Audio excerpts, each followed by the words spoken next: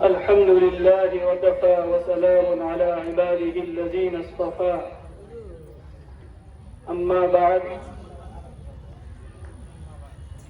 حضرات اساتذہ کرام اور عزیز طلباء، آج 15 اگست سے متعلق تقریب منعقد ہو رہی ہے۔ یونیورسٹیوں میں، کالجوں میں اور اسکولوں میں، حتیٰ کہ پورے ہندوستان میں اس وقت 15 اگست کی تقریب کا انعقاد ہو رہا ہے۔ ملک کی اکثریت اس بات سے خوش ہے کہ یہ ملک انگریزوں سے آزاد کرایا گیا، انہیں جمہوری حکومت ملی۔ آج یہ ملک جن لوگوں کے ہاتھ میں ہے اور انگریزوں کے ذریعے سے جن لوگوں کو اقتدار حاصل ہوا، انہیں آزادی اور جمہوریت کی خوشی ہے، اور اس ملک میں جو حضرات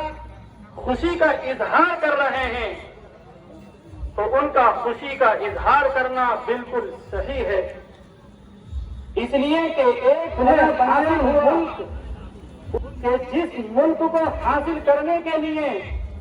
انہوں نے وہ کوشش نہیں کی جو کوششیں مسلمانوں نے کی تھی، اس لیے کہ ایک سجا سجایا اور بنا بنایا ملک جس پر مسلمانوں نے صدیاں خرچ کی تھی، اور انگریز نے بھی تقریباً 90 سال ملک کے اکثر حصے پر حکمرانی کی تھی، اور انگریز نے جب اس ملک پر حکمرانی کی تو یہ 90 سال کی مدت عام طور پر لکھی جاتی ہے کہ انگریز نے اس ملک پر 90 سال حکمرانی کی، تو 1857 عیسوی میں دہلی پر ان کا جھنڈا لہرایا گیا، اور 1947 تک یہ ملک ان کے قبضے میں رہا۔ یہ 90 سال کی مدت ایسی مدت ہے کہ جس میں انہوں نے ایک طرف اس ملک میں اپنے قبضے کو مستحکم اور مضبوط کرنے کے لیے ظلم اور دار و گیر کا سلسلہ چلایا، وہی دوسری طرف اس ملک میں تفریق کرو اور حکومت کرو کی پالیسی پر عمل کیا۔ مسلمانوں کو جو اس ملک کے اصل حاکم تھے انہیں بدنام کیا۔ میرے عزیز طلباء، تاریخ کی جو کتابیں لکھی گئی ان میں جھوٹ بولا گیا، اور کورس کے لیے جو کتابیں تیار کی گئی ان میں ایسا زہریلا مواد بھر دیا گیا کہ جس کو ہضم کرتے ہوئے جو نسلیں بھی تیار ہوں گی وہ ہمیشہ آپس میں نفرت اور عداوت کو بڑھاوا دیتی رہیں گی۔ بہرحال یوم جمہوریہ اور 15 اگست کی آزادی سے متعلق تقریبات کا انعقاد ہوتا ہے، لیکن ایسی تقریبات کم ہوتی ہیں کہ جن میں حقائق کا صحیح طور پر جائزہ لیا جائے۔ جہاں تک مسلمانوں کا تعلق ہے تو ان کی یہ ذمہ داری اور رسپانسبلٹی ہے کہ حقائق اور ریالٹی کو سمجھیں، تاریخ کا مطالعہ کریں، اپنے اسلاف کی قربانیوں کو یاد کریں اور اپنے ماضی سے واقف ہوں۔ ہم مسلمانوں کو بالخصوص مدارس اسلامیہ کے طلباء کو یہ بات سمجھنا چاہیے کہ اسلام کا آزادی سے کیا ربط اور تعلق ہے، اسلام نے اس سلسلے میں کیا کیا ہے، اور اسلام کی 1400 سالہ تاریخ اس سلسلے میں کتنی روشن اور تابناک ہے۔ سب سے پہلے ہمیں اس سے واقف ہونا چاہیے، پھر اس کے بعد ہمیں دیکھنا چاہیے کہ ہم جس دھرتی پر رہ رہے ہیں، جس ملک پر ہم بسے ہوئے ہیں، اس ملک میں ہماری تاریخ کیا ہے۔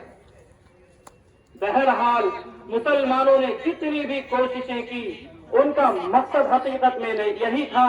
کہ ہندوستان کے مظلوم انسانوں کو اس ظلم سے آزاد کرایا جائے، اس لیے کہ ہر انسان فطری طور پر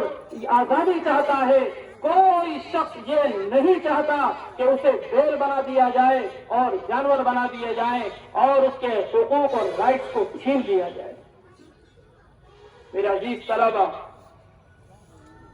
ہندوستان کی سرزمین بنگال میں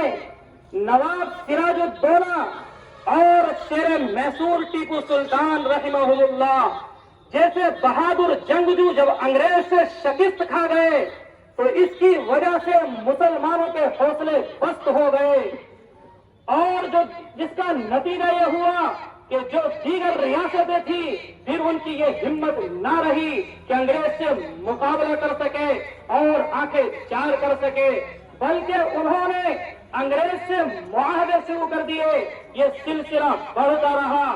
آخر 1857 عیسوی کے اندر دلی ان کے قبضے میں آ گئی، لال قلعے پر یہ قابض ہو گئے، یونین جیک لہرا دیا گیا اور حکم بہادر کمپنی کا چلنے لگا۔ بس وہ دن تھا کہ اس دن ہندوستان میں مسلمانوں کی سلطنت کا زوال ہو گیا۔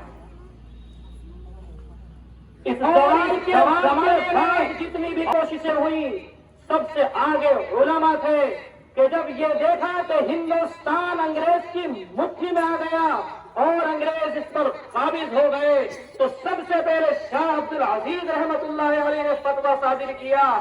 اور فرمایا کہ یہ ملک اب انگریز کے قبضے میں ہے، انگریز کی مٹھی میں ہے، اب ہمیں جنگ کرنا ہے اور انگریز کو اس ملک سے کھدیڑنا ہے اور اس ملک سے باہر نکالنا ہے اور بے دخل کرنا ہے۔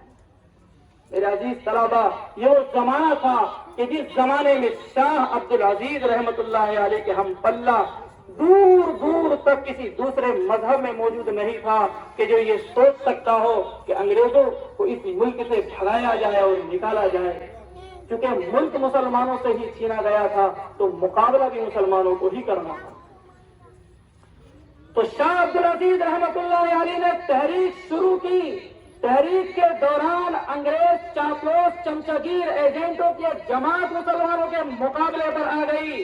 ان سے لڑائی ہوئی، جم کر مقابلہ ہوا۔ اس لڑائی کے اندر مولانا اسماعیل شہید رحمت اللہ علیہ اور سید احمد شہید بریلوی یہ دونوں حضرات اس جنگ میں شہید ہو گئے۔ جب یہ دونوں حضرات اس جنگ کے اندر شہید ہو گئے تو تحریک کی ذمہ داری شاہ اسحاق رحمت اللہ علیہ نے اپنے ذمہ لی اور اس تحریک کی کمان کو سنبھالا،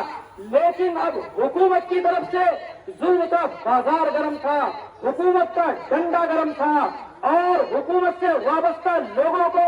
چن چن کر مارا جانے لگا، جس کا نتیجہ یہ ہوا کہ دلی سے ایک طرف مراد آباد تک اور دوسری طرف خیبر تک کوئی درخت ایسا نہیں تھا کہ جس پر علماء کی گردن لٹکی ہوئی نہ ہو۔ انگریز اور مسلمان مؤرخین نے لکھا ہے کہ سب سے زیادہ خوفناک منظر اس وقت ہوتا تھا کہ جب کسی عالم کو، مولانا کو پکڑ کر لایا جاتا، ہاتھ پیر باندھ کر، گٹھڑی بنا کر، توپ کے منہ پر بٹھا کر بارود کے ذریعے اس کے پراخ سے اڑا دیے جاتے تھے۔ ظالم انگریز ہنستا اور ٹھٹے مارتا تھا۔ ہندوستان میں ہمارے مسلمانوں نے جو قربانیاں دی ہیں، علماء نے جو کردار ادا کیا ہے، اگر اس کو یکجا کیا جائے، جمع کیا جائے تو